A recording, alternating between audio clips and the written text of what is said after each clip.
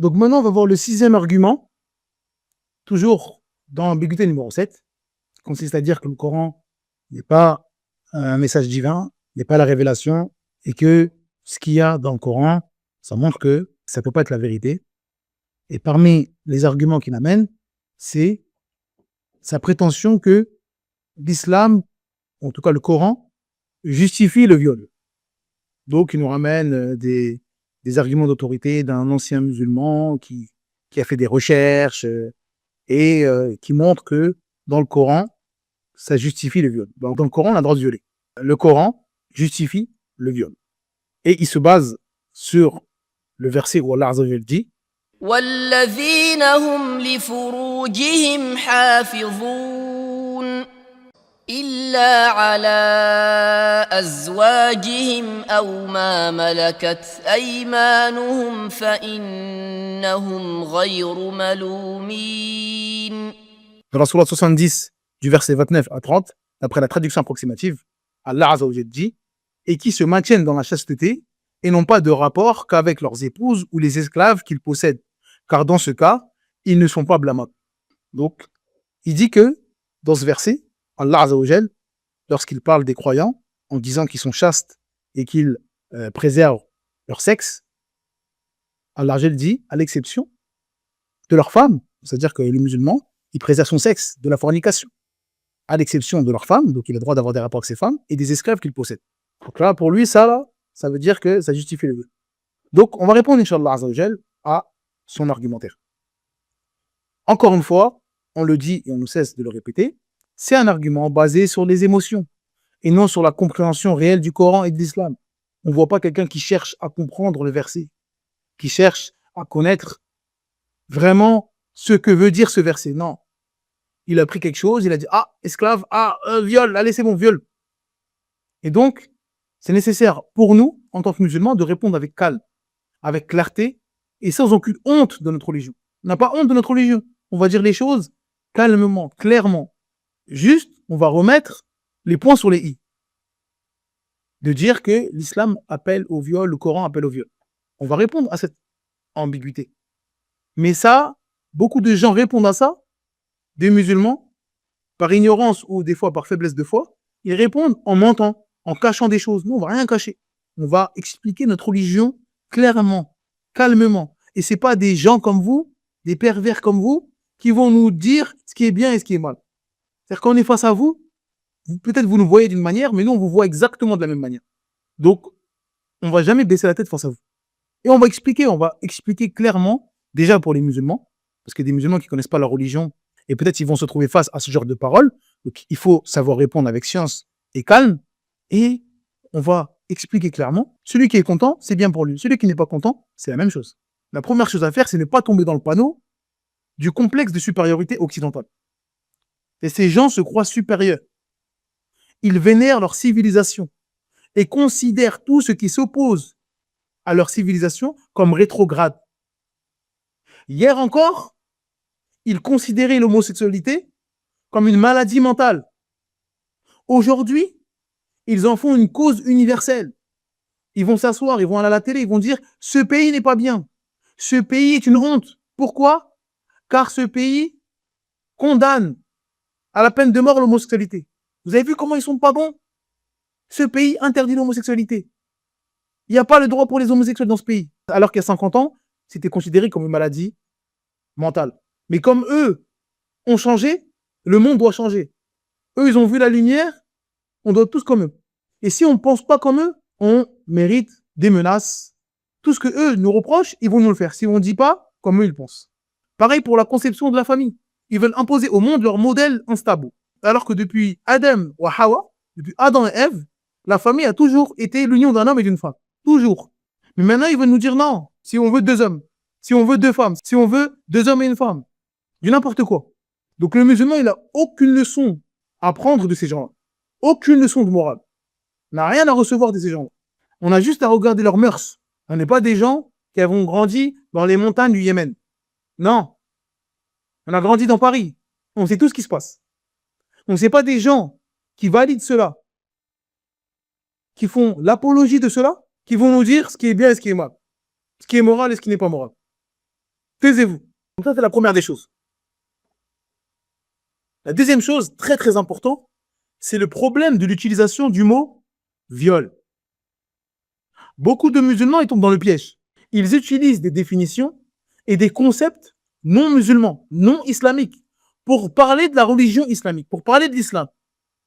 Ça, c'est une grave erreur. Et c'est pour ça que la chaîne, le dictionnaire du musulman, a vu le jour.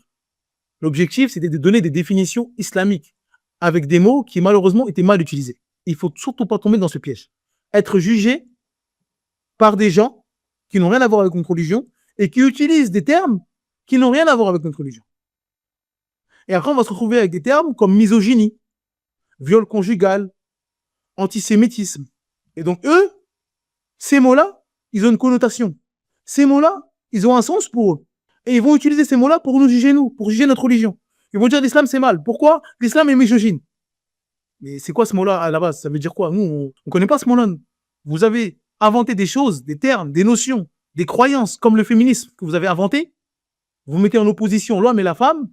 Et donc, comme vous mettez en opposition l'un et l'autre, ça devient des ennemis. Et donc, quand l'islam dit non, la femme ne doit pas faire ça, la femme, c'est pas elle qui fait ça, non, c'est pas bien pour elle. Ah, comme nous, on a une vision féministe et on a fait de la femme une classe sociale. Et donc, si ils nous disent qu'on peut pas faire ça, ça veut dire qu'ils nous rabaissent, qu'ils nous aiment pas. Donc, le Coran est misogyne. Donc, ils ont pris leur propre définition, leur propre notion, leur propre contexte, et ils lisent le Coran sous leur prisme à eux. Et ils vont blâmer le Coran alors qu'ils ont un logiciel qui est erroné. Et malheureusement, des musulmans tombent dans le panneau. Donc, nous, on dit que l'islam possède déjà ses propres termes, son propre code, ses propres jugements. On a notre code civil, notre code pénal, on a tout déjà. Donc, si celui qui veut juger l'islam, il prend l'islam complet et après il juge. Il n'y a pas de souci. Ne venez pas avec vos codes, vos lois humaines, erronées, imparfaites, et vous venez appliquer ça sur l'islam. Ne faites pas ça. Parce que les lois humaines, elles changent sans cesse. Alors que nous, notre croyance, c'est que l'islam, c'est une révélation. Nous, notre croyance, c'est que l'islam, il est parachevé. Il est complet. L'islam est intemporel. Du moment où l'islam a été parachevé à l'époque du prophète Mohammed jusqu'à aujourd'hui, l'islam ne change pas. L'islam ne changera jamais. Et l'islam est compatible avec toutes les époques. Et l'islam est compatible avec tous les pays.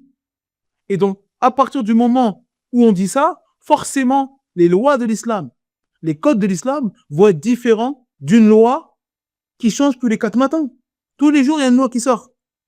Non, le ministre de l'Intérieur a dit ça. Non, le ministre des Affaires étrangères a dit ça. Non, le Parlement a fait ça. Non, il y a une loi. Tous les jours. Nous, c'est pas ça, nous. Il y a plus de 1400 ans, l'islam a été parachevé et c'est la même chose pour tout le monde. Ce qui était interdit il y a 1400 ans, c'est interdit aujourd'hui.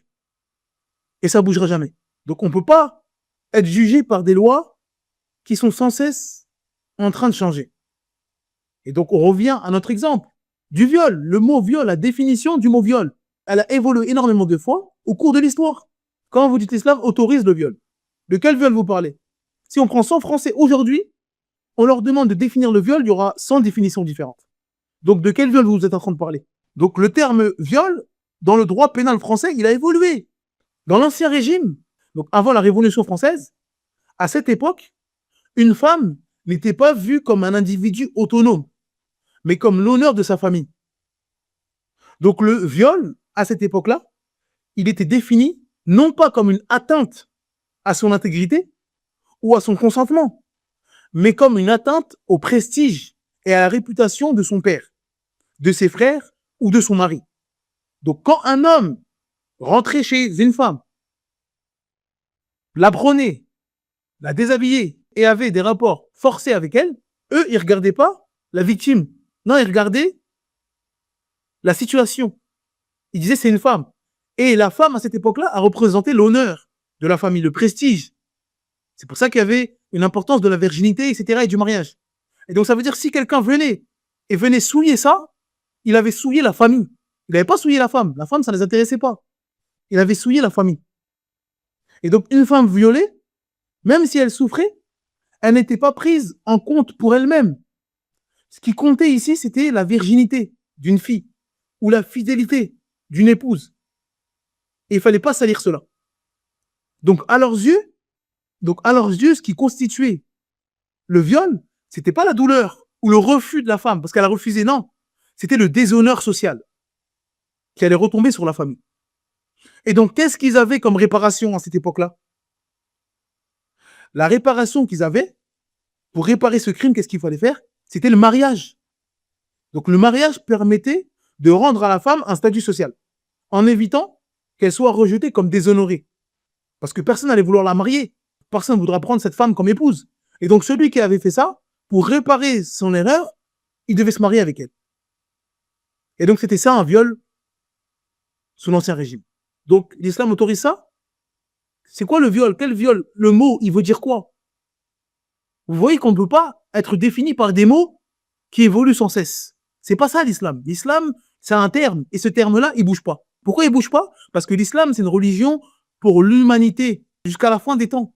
Et donc, on ne peut pas être jugé par un mot qui, en 1780, veut dire quelque chose. Et en 1900, il veut dire autre chose. Et en 2000, il veut dire autre chose. Et en 2025, il veut dire autre chose. On ne peut pas prendre ce terme pour nous juger. Ensuite, au 19e siècle, sous le code pénal napoléonien. Donc, Napoléon, une grande figure française. Napoléon, c'est une figure emblématique pour la France. Iéna, Austerlitz, l'Arc de Triomphe, et j'en passe. À cette époque-là, la société, elle commence un petit peu à réfléchir au viol comme étant une agression. Mais uniquement si une contrainte physique est prouvée.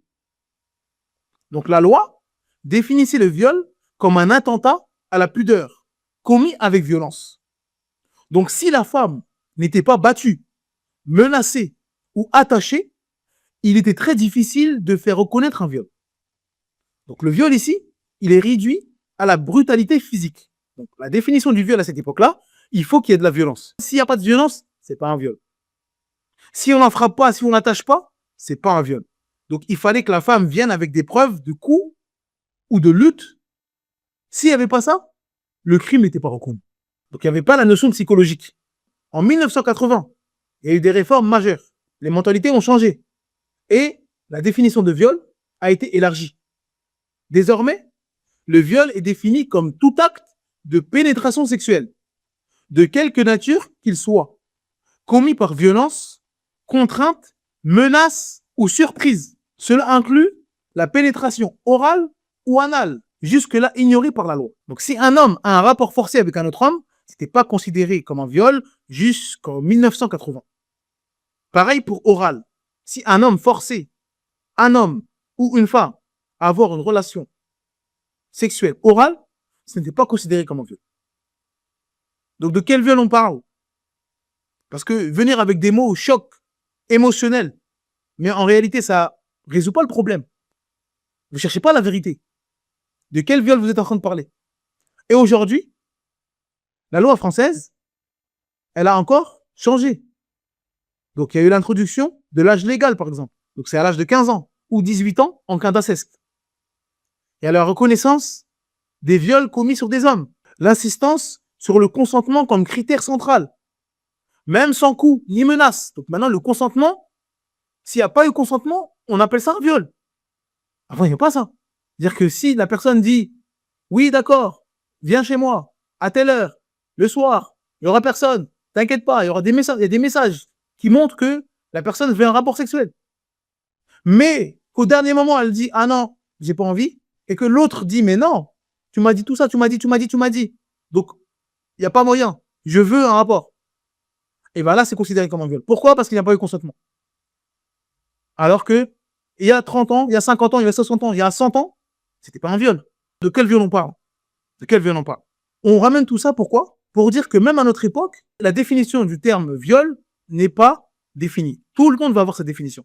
Il y a même des gens, des femmes, des féministes ou d'autres, qui vont dire que si un homme utilise sa richesse, son argent, pour avoir des rapports avec des femmes, ils vont dire ça c'est comme si c'est un violeur. Pourquoi? Parce qu'il a utilisé son argent comme une influence. Et donc la fille, en fait, elle a été influencée. Donc maintenant, c'est même plus le consentement, c'est l'influence.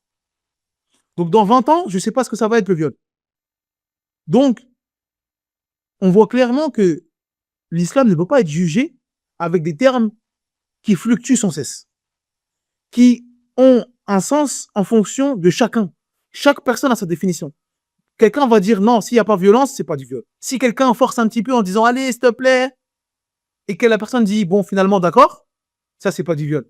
Mais après, la personne regrette, dit ouais, mais je regrette, j'ai dit non une fois, mais après, j'ai dit oui. Donc, c'est quoi? C'est la première qui compte, c'est la deuxième, c'est la troisième. Donc, même aujourd'hui, les gens vont diverger. Donc, ça, c'est en opposition avec l'islam. L'islam n'a pas besoin de ces définitions fluctuantes. La législation islamique repose sur la révélation divine, qui ne change pas avec le temps. Elle définit clairement ce qui est licite et ce qui est illicite, depuis 1400 ans. Et cela restera valable jusqu'à la fin des temps. Donc ce que les hommes appellent viol aujourd'hui ou hier n'a aucune valeur face au jugement d'Allah. C'est Allah qui définit ce qui est injuste ou ce qui ne l'est pas. Donc, le premier point, c'est tout d'abord de ne pas être jugé avec des termes qui ne sont pas islamiques. Maintenant, on va voir, parce que c'est ça qui nous intéresse, c'est comment répondre à ça, au verset. On va voir qu'est-ce que le rapport sexuel en islam. Donc, lorsqu'on parle de la sexualité en islam, il faut comprendre une chose essentielle. L'islam ne laisse pas de domaine sans règle. Il n'y a pas de flou juridique en islam. Il distingue clairement entre ce qui est licite et ce qui est illicite. Donc, le premier, c'est le rapport sexuel illicite, c'est-à-dire ce qu'Allah a interdit. Donc, c'est le rapport hors mariage et le rapport entre les personnes du même sexe. Donc, lorsque les sexes se touchent, c'est-à-dire entre les femmes, ou lorsqu'il y a rapport anal entre deux hommes. Donc, ça, c'est interdit. Que ce soit consenti ou pas. Il n'y a pas de oui, mais c'était consenti. Ah, donc c'est bon. C'était pas consenti, donc c'est pas bon. Ah, ils ont fait la fornication, mais c'était consentant. Les deux avaient 20 ans, les deux avaient 30 ans, donc c'est bon. Non, ça c'est interdit. Et c'est une abomination. Alors que eux, ceux qui viennent nous juger et nous faire des leçons de morale, c'est ceux qui valident ça. C'est ceux qui n'ont aucun problème avec la pornographie, avec la fornication. Ils vont dire chacun fait ce qu'il veut. On est libre. Personne ne me dit ce que je dois faire. Et ils sont dans les relations hors mariage. Si elle veut faire des films pornographiques, elle a le droit. Eux, ils vont nous dire, regardez vos mœurs. Eux, ils vont nous donner des leçons. Subhanallah. Donc ça, c'est les rapports sexuels illicites. Et les rapports sexuels licites, c'est ce qu'Allah a autorisé. C'est les rapports avec son épouse. Donc, l'homme doit être marié à une femme pour avoir un rapport sexuel. Ou avec son esclave, légitimement possédé. Ça, c'est les rapports sexuels licites. Comme le verset nous l'a mentionné. Et donc, on fait une petite parenthèse concernant l'esclavage. Beaucoup se posent la question, mais pourquoi l'islam n'a-t-il pas aboli l'esclavage? Donc la réponse, elle est simple, on l'a dit plusieurs fois. L'islam n'est pas venu pour abolir les réalités sociales de la vie humaine. L'islam n'a pas aboli la pauvreté.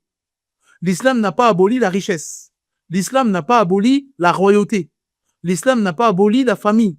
Et l'islam n'a pas aboli l'esclavage. Tout ce que j'ai mentionné, c'est des choses qui vont exister.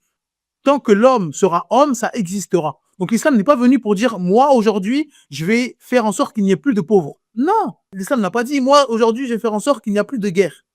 Non, tant qu'il y aura des hommes, il y aura des riches, il y aura des pauvres. Tant qu'il y aura des hommes, il y aura des guerres, il y aura la paix. Tant qu'il y aura des hommes, il y aura des esclaves et des gens libres. Peu importe la forme d'esclavage. Donc l'islam n'est pas venu pour abolir des choses qui vont exister. Non, l'islam est venu nous dire que, oh vous les hommes, vous allez être dans une de ces cases-là. Vous allez être soit riche, soit pauvre. Soit vous êtes un homme, soit vous êtes une femme. Soit vous allez être esclave, soit vous allez être libre.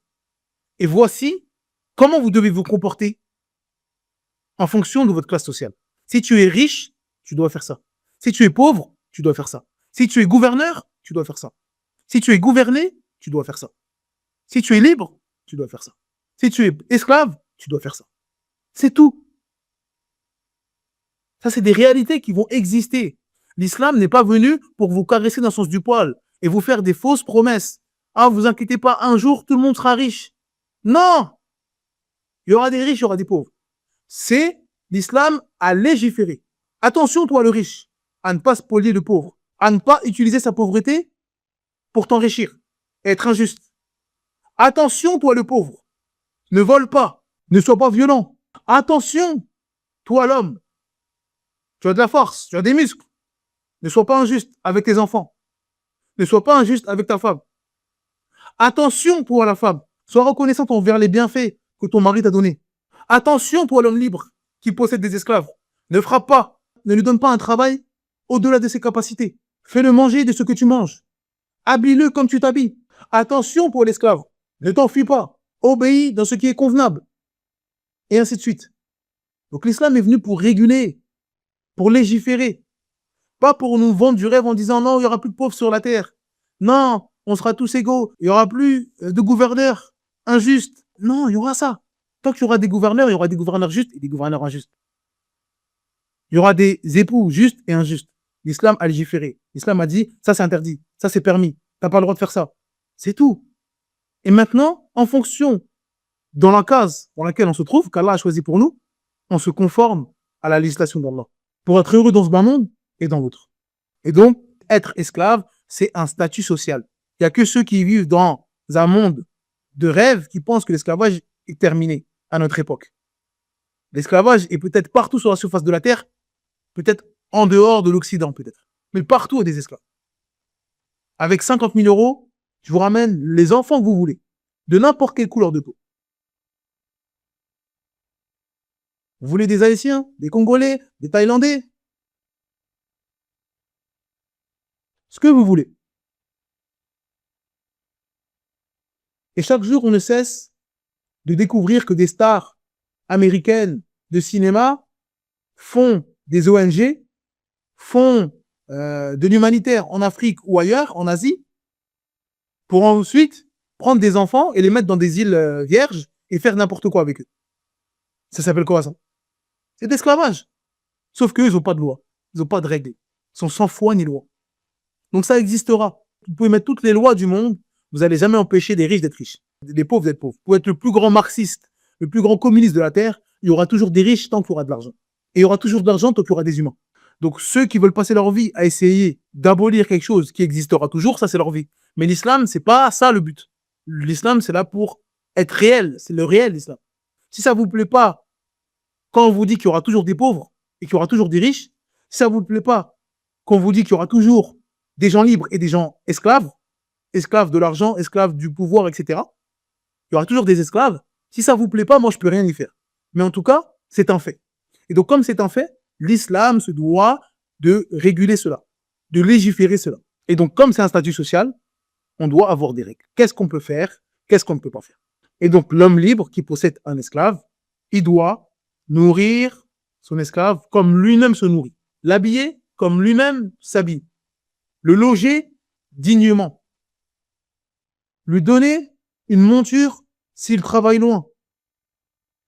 Et il lui est interdit de le frapper ou de l'épuiser avec une tâche qu'il ne peut pas supporter. Donc l'esclavage que les gens veulent nous faire croire, c'est leur esclavage à eux.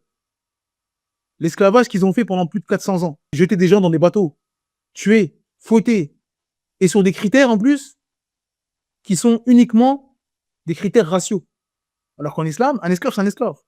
Dans l'histoire de l'islam, il y a des esclaves arabes, il n'y a pas de race. On ne dit pas, lui, il doit être esclave, lui, il ne doit pas être esclave. Il y a des esclaves. Et aujourd'hui, si on posait la question à certains ouvriers, à certains gilets jaunes, on lui pose la question, on lui demande, préfères-tu être salarié, comme tu es aujourd'hui, payer 1700 euros par mois, chez Louis Vuitton, par exemple. On donne 1700 euros, et avec ces 1700 euros-là, tu payes ton loyer, tes courses, ton essence, tes factures, les fournitures des enfants, tu dois faire toute ta vie. Tu préfères ça, en sachant combien ça coûte en France avec l'inflation, ou alors tu préfères être l'esclave de Bernard Arnault. Donc là, tu es l'esclave de Bernard Arnault. Tu ne peux pas partir de chez lui en dehors de sa permission. Mais Bernard Arnault, comme tu es son esclave, tu dois vivre dans la même maison que lui. Je ne connais pas la maison de Bernard Arnault, mais je ne pense pas que c'est la même maison que toi. Tu dois manger ce qu'il mange. Il doit te faire manger ce que lui, il mange. Donc s'il n'accepte pas de manger quelque chose, il ne peut pas te donner. Il doit s'habiller comme toi, tu t'habilles. Donc s'il n'accepte pas de mettre des vêtements, il ne peut pas te les donner. Et il doit te donner une voiture de fonction. C'est pas à toi de la payer. S'il te fait travailler au Louis Vuitton de telle ville et toi tu habites dans une autre ville et que c'est loin, il doit te donner une voiture de fonction. Tu préfères quoi? Je pense que la réponse va être très surprenante. Parce que là, on a donné la définition d'un esclave en islam. On parle de l'islam, on ne parle pas des gens, ce qu'ils ont fait dans l'histoire. Oui, regardez ce qu'ils ont fait en 1400. Non, on parle de l'islam, comment le maître doit traiter son esclave en islam. Je pense qu'on va voir des gilets jaunes, on leur propose ces deux options. Je pense que certains vont vite choisir l'esclavage. Pourquoi? Parce qu'aujourd'hui, ce qu'ils appellent travail salarié, ça ressemble parfois bien plus à une servitude déguisée. On te donne juste de quoi revenir le mois d'après. Et encore, des fois, tu n'as même pas assez. Donc, pour conclure cette parenthèse-là d'esclavage, l'islam, il n'est pas venu pour abolir les réalités de la vie humaine. Il est là pour légiférer. Et c'est exactement le cas pour la sexualité. Donc, il y a ce qui est interdit, ce qui est permis. Donc là, maintenant, on a cadré ce qui est interdit en islam en termes de rapport sexuel et ce qui est permis. Maintenant, eux, ils disent que en islam, on autorise le viol. Donc, dans les versets qu'on a lus, il n'y a rien qui montre le viol. C'est juste mentionné qu'on a le droit d'avoir des rapports avec nos femmes et avec nos esclaves. Encore une fois, l'esclave, c'est un statut social. Donc, prenez l'exemple que j'ai donné précédemment. Tu deviens esclave de Bernard Arnault. Il y a une femme qui devient esclave de Bernard Arnault. Elle a accepté d'être esclave. Elle dit, voilà, moi, je travaille avec lui, etc. Comme c'est l'esclave de Bernard Arnault, Bernard Arnault, s'il veut, d'accord, avoir un rapport avec elle, il peut. Ou si elle a dit, moi, je veux bien avoir un rapport avec Bernard Arnault, elle a le droit. Et lui, il a le droit. Il n'a pas fait de péché. Donc là, dans ces versets-là, il n'y a rien, il n'y a aucun appel au viol, comme ils disent. Et donc, nous, ça nous amène à un chapitre en islam qui est le fait de forcer un rapport sexuel. On a dit que le mot viol, nous, ça ne nous intéresse pas. Nous, on ne veut pas le mot viol. On veut le terme al-ikrar. En islam, on a des termes. Al-ikrar, c'est le fait de forcer, de contraindre. La contrainte. Donc, al-ikrar, les savants ont donné plusieurs définitions à ça. Certains ont dit que la contrainte, comme son nom l'indique, c'est tout ce que ce mot désigne dans la langue arabe et que les sens reconnaissent comme une contrainte. Par exemple, une menace de mort venant de quelqu'un capable de mettre à exécution sa menace ou une menace de coup dans les mêmes conditions. Donc ici, la contrainte, c'est lorsque une personne agit sous la menace réelle et sérieuse.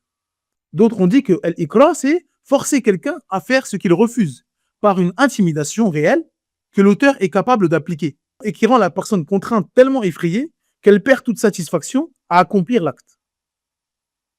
Donc ici, cette définition-là, elle met l'accent sur la perte totale de consentement et de plaisir. Donc la personne agit par peur et non par choix. D'autres, ils ont dit que l'ikra, c'est obliger quelqu'un à faire ce qu'il ne souhaite pas. Donc ça, c'est une définition plus générale. C'est simplement l'absence de volonté réelle. D'autres savants, ils ont dit que c'est forcer à accomplir un acte sous la contrainte. En conclusion, l'islam nous parle de l'ikra, le fait de contraindre quelqu'un à faire quelque chose. Mais encore une fois, c'est plus large que viol. On ne veut pas ce mot-là. On veut l'ikra. Et donc, une fois qu'on comprend qu'en islam, on a des termes qui sont généraux, il faut comprendre ce terme-là. Donc, l'ikra, il a des conditions. La contrainte a des conditions en islam. La première condition, c'est la capacité réelle de nuire. Donc, celui qui menace, il doit être capable d'exécuter sa menace. Et la personne menacée doit être incapable de se défendre, même en s'enfuyant. Donc, il faut que la personne, par exemple, ait une arme pointée sur elle, ou que la personne peut tirer à tout moment, ou une arme vraiment qui se sent menacée, et la menace est réelle. Donc, si un enfant de 3 ans vous dit « fais ça, sinon je vais te frapper », c'est pas une contrainte. C'est un enfant qui va rien vous faire. Il n'a pas la capacité de vous faire mal et il n'a pas la capacité de vous contraindre à faire cette chose-là. La deuxième, c'est la forte probabilité d'exécution. Donc la personne menacée doit penser avec une forte probabilité que si elle refuse, la menace sera réellement mise à exécution. Donc c'est pas une menace en l'air. On a d'habitude des gens, des fois, qui disent « Ah, je vais tuer, tu vas voir. Je vais te tuer. » Mais le « je vais te tuer », on sait très bien qu'il ne va pas tuer. Donc on ne peut pas faire quelque chose d'interdit et dire « Oui, mais il m'a menacé de me tuer. » Alors qu'on sait très bien que toute la journée, il dit « Je vais tuer, je vais tuer, je vais tuer. » Alors qu'il n'a jamais tué personne, il n'est même pas violent. Donc là, il faut avoir la probabilité que la personne va exécuter. C'est quelqu'un qui est de violent, qui a une arme, qui vous met une arme sous la gorge, etc. Troisième, l'immédiateté de la menace. La menace, elle doit être directe et immédiate. Par exemple, la personne dit « Fais-le maintenant, sinon je te tue. » Donc, quelqu'un qui dit dans un mois, si tu fais pas ça, je vais te tuer, etc., ça, c'est pas une menace proche. Donc, il faut que la personne se sente menacée et que la menace soit mise à exécution rapidement. Donc, soit je te tue tout de suite, ou tu as 1 minute pour faire ça, ou je te tire dessus, des choses comme ça. Quatrième, l'absence de consentement. La personne contrainte ne doit pas manifester un signe de consentement. Si elle veut cette chose-là, on n'est plus dans la contrainte. Il faut que la personne n'ait pas envie de faire ça. Donc ça, c'est les conditions pour qu'on puisse dire ça, c'est une contrainte. Celui qui a rempli ces conditions-là, on dit, là, il a contraint quelqu'un à faire quelque chose. Et les savants, ils ont aussi donné des différents types de contraintes. Il y a la contrainte totale qui annule toute la volonté. C'est-à-dire que la personne, elle est vraiment totalement contrainte. Elle est attachée, elle ne peut pas bouger. C'est-à-dire que même physiquement, elle peut rien faire. Ça, c'est une contrainte totale. On attache la personne et on lui fait faire des choses sans sa volonté, mais elle peut rien faire, elle peut pas se défendre. Et il y a la contrainte incomplète. Donc ça, c'est une contrainte où la personne peut faire quelque chose, physiquement, par exemple, elle peut s'enfuir, mais, par exemple, on lui met un couteau sous la gorge. Donc là, elle peut faire quelque chose, elle peut se débattre, etc. Mais elle a peur pour sa vie, parce qu'elle ne sait pas se défendre, elle ne sait pas se battre, mais elle peut faire quelque chose. Ou ça peut être une menace. C'est-à-dire que la personne n'a pas d'arme, mais elle menace. Elle dit, voilà, moi je connais plein de gens, et ils vont te tuer, etc. Donc là, réellement, elle peut s'enfuir. Elle peut partir. Parce que c'est juste une menace. Mais comme on connaît la personne, et on sait qu'elle a tué peut-être plusieurs personnes comme ça, si elle nous menace de nous tuer, on sait que avec un coup de fil, elle peut nous tuer, par exemple. Et ben là, c'est pas une menace complète, parce qu'on peut bouger, on peut s'enfuir. Mais la menace est réelle. Donc il y a plusieurs types de contraintes. Pourquoi on dit tout ça? Pour revenir encore une fois au jugement du rapport sexuel contraint. En islam, on a dit qu'on a un rapport sexuel permis, un rapport sexuel interdit. Donc l'interdit, ça ne regarde plus. Quelqu'un qui fait la fornication, des gens du même sexe, ça c'est interdit. Maintenant, il y a un homme qui est dans une relation sexuelle permise, donc avec sa femme ou avec son esclave. Ça c'est permis. Quel est le jugement de celui qui force, qui contraint quelqu'un à avoir un rapport sexuel, même si c'est licite? Est-ce qu'il a le droit? Donc un homme qui contraint sa femme, par exemple, à avoir un rapport sexuel. Ou son esclave à avoir un rapport sexuel. Il y a des paroles de savants sur ça. La première parole de savant, il dit que c'est pas permis de forcer son épouse ou son esclave, donc quelqu'un avec qui il décide d'avoir un rapport sexuel, c'est pas permis de le forcer. Pourquoi? Car l'islam a insisté sur la bienveillance et la miséricorde envers la femme. Et le prophète Mohammed sallallahu alayhi wa sallam a dit, le meilleur d'entre vous est celui qui est le meilleur envers sa femme. Et ces savants-là, ils considèrent que même si la femme est dans le péché, parce qu'elle doit obéir, elle ne doit pas se refuser à son mari, même si elle est dans le péché, lui, une fois qu'il a demandé, elle ne doit pas dire non. Mais si elle dit non, elle a le péché, mais lui ne doit pas la forcer. Mais lui ne doit pas la forcer. Et le rappeler que c'est grave que en islam, le mariage, c'est un socle, et ce socle-là, il doit être préservé des deux côtés. La femme doit tout faire pour préserver ce socle-là, et le mari aussi. Et un homme et une femme, c'est différent, même si ça leur fait mal de dire ça. Un homme et une femme, c'est différent. Et Allah Azza wa Jal a créé l'homme de manière différente de la femme. Et donc, en islam, l'homme a des forces et des faiblesses. Et la femme a des forces et des faiblesses. Et donc, ils sont complémentaires. Et donc, là où l'homme est fort, l'islam ordonne la miséricorde envers la femme, car elle est plus faible dans cela. C'est ça que l'homme a autorité, et physiquement, la femme est plus faible, etc. Donc, l'homme a pour ordre d'être miséricordieux envers la femme, de ne pas être injuste avec elle. Parce qu'il a la force dans une chose. Et donc, quand vous avez la force dans une chose, on vous ordonne la miséricorde. Et la femme, dans les rapports sexuels, elle a la force. Et l'homme, il est faible. Et donc, comme la femme, dans ce sujet-là, a la force, on lui enjoint et on lui ordonne d'être miséricordieuse. Donc, si le faible demande, elle ne doit pas dire non. Si le faible, qui est l'homme, demande un rapport sexuel, elle ne doit pas dire non. Parce que son mari, il est faible. Et lui dire non, ça provoque des maladies chez lui, et on sait où ça mène. Ça mène à la misère sexuelle, ça mène à l'adultère, ça mène à des grands maux dans la société. Donc la femme doit faire preuve de miséricorde, comme l'homme doit faire preuve de miséricorde, en fonction de ses forces et ses faiblesses. Le premier groupe de savants dit que il doit faire preuve de miséricorde, etc., et lui faire des rappels, et lui montrer que c'est grave ce qu'elle fait. Comme un homme, quand il refuse de subvenir aux besoins de sa femme, etc., on lui fait un rappel, etc., on lui dit c'est grave parce que c'est un socle dans le mariage, et la femme, elle doit avoir la sécurité, et donc si tu ne fais pas cela, tu es une cause de choses néfastes dans la communauté. Parce que de ça va naître des maux dans la communauté. Et pareil pour la femme. Le deuxième groupe de savants, il dit qu'il est permis au mari d'avoir un rapport avec son épouse si elle se refuse à lui sans excuse religieuse valable, à condition qu'il n'y ait aucun dommage physique ni psychologique sur elle. Donc cela veut dire qu'il ne peut pas lui causer de blessures, ni l'humilier, ni la traumatiser. Donc ça veut dire que si elle veut pas, il peut. Donc si elle veut pas, elle dit moi j'ai pas envie. Aujourd'hui, je suis fatigué, j'ai envie de dormir. Et il y a des femmes aussi, elles disent moi j'ai pas envie, mais fais ce que tu veux. Je veux pas, mais fais ce que tu veux.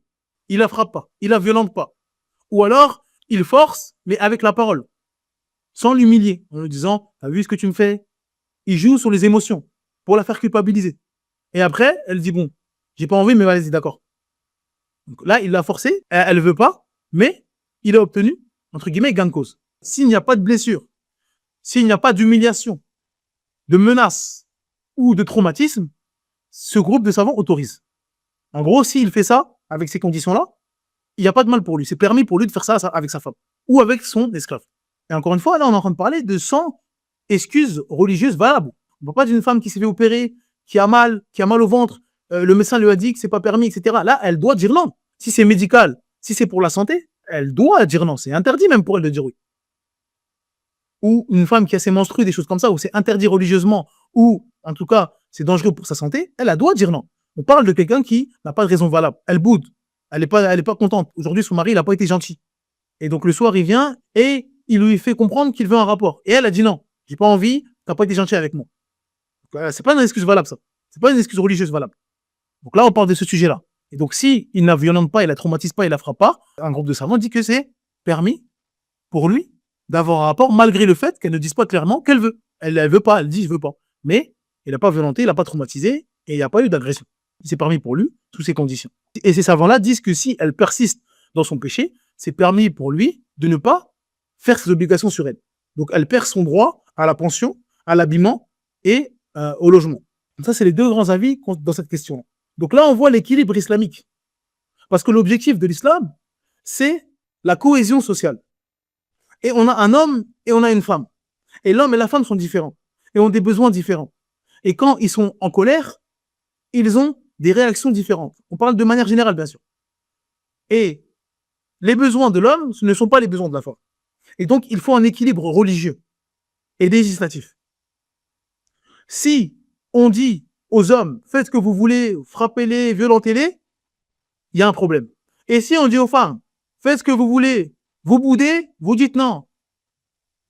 S'ils sont pas d'accord, si vous achetez pas ce que vous voulez, pas de Thermomix, vous dites non. Pas de robe, vous dites non. Là aussi, il y a un problème. Donc l'islam, c'est juste milieu. Que dit l'islam? L'islam dit que dans ce sujet-là, c'est-à-dire le rapport sexuel, il faut regarder qui est le fort, qui est le faible. Le faible ici, c'est l'homme. Donc comme c'est le faible, le fort, on l'ordonne d'être miséricordieux. Comme l'homme, quand il est fort dans des choses, on l'ordonne d'être miséricordieux. D'être doux, d'être miséricordieux.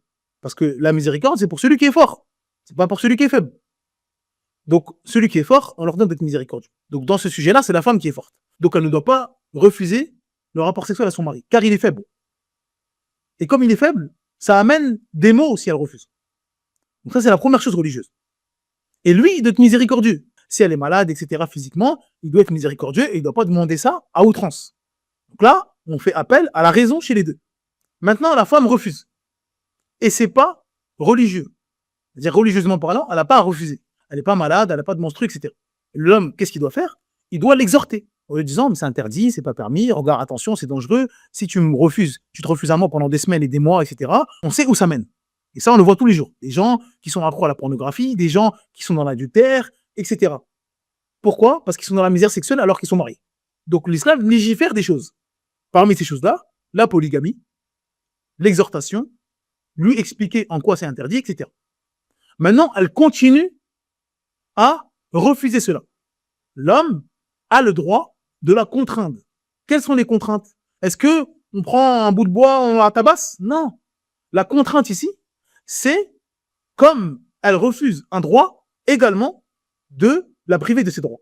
Donc ça veut dire le logement, l'habillement, la nourriture. d'accord, tu refuses ce droit-là, donc moi aussi, je ne subviens plus à tes besoins. Et donc là, il y a une contrainte. Ça veut dire que ici, il y a pour but qu'elle se réforme et qu'elle dise bon, d'accord, j'arrête. Donc là, il y a une contrainte.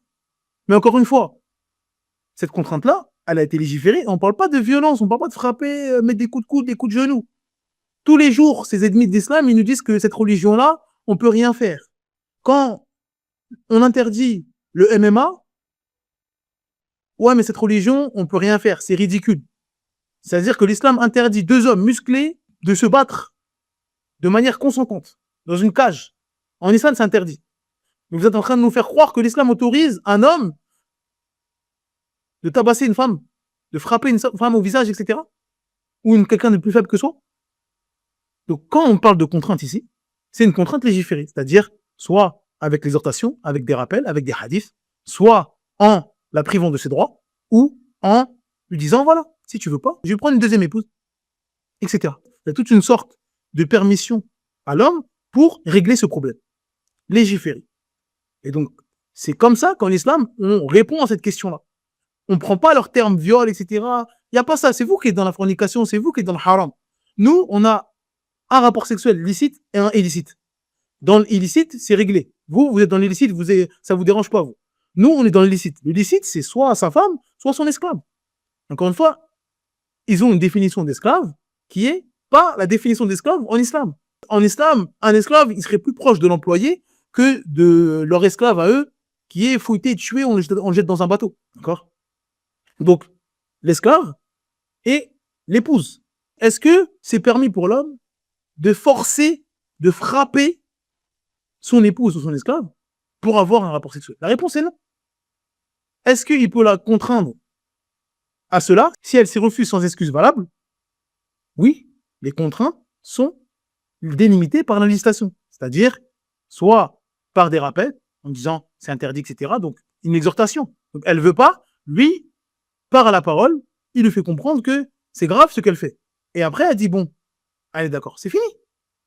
Ou alors, il dit bon, dans ce cas-là, ça fait plusieurs jours que tu me prives de mes droits. Moi, dans ce cas-là, en tant qu'homme, je ne veux pas faire de l'illicite, je ne veux pas être dans la fornication, je ne veux pas faire des choses interdites par mon Seigneur, donc je vais prendre une deuxième épouse. Si elle dit bon, d'accord, c'est bon, t'as raison, j'arrête de faire mes caprices, etc., je fais plus n'importe quoi. C'est réglé. Si elle continue, il prend une deuxième épouse et c'est réglé. Ou alors, s'il veut pas, ou il n'a pas la possibilité de prendre une deuxième épouse, il lui dit, bon, bah, dans ce cas-là, si tu refuses ça, moi, je refuse également d'accomplir mes droits comme toi tu refuses d'accomplir tes droits. Et voilà. Donc ça, c'est la réponse religieuse à cette question-là, concernant la contrainte. Non, l'islam ne dit pas qu'il faut violer, etc. Non. Tout est légiféré. Vous pouvez ne pas être d'accord avec cela, ça c'est un autre débat. Mais ne venez pas mentir. Ne venez pas mentir, parce que quand vous utilisez le mot viol, vous venez avec vos termes à vous. Quand on parle français, quand on a le terme viol dans la tête, on voit quelqu'un qui vient la nuit, qui attache quelqu'un, qui frappe quelqu'un, qui empêche la personne de crier, etc., qui fait des choses déjà hors mariage. La plupart, c'est hors mariage. Même si aujourd'hui, ils ont inventé un viol conjugal, même s'ils l'ont inventé aujourd'hui. Mais quand on a viol en tête, on ne parle pas de mariage. Et viol, généralement, c'est la violence. Donc, n'utilisez pas des mots qui nous concernent. On a notre législation, on a notre code pénal, on a notre code civil, on a notre code moral. Si ça vous plaît pas, c'est pas grave. N'ayez aucune crainte. Le vôtre aussi ne nous plaît pas. Votre morale ne nous plaît pas aussi. Donc tout va bien. Ne vous inquiétez pas.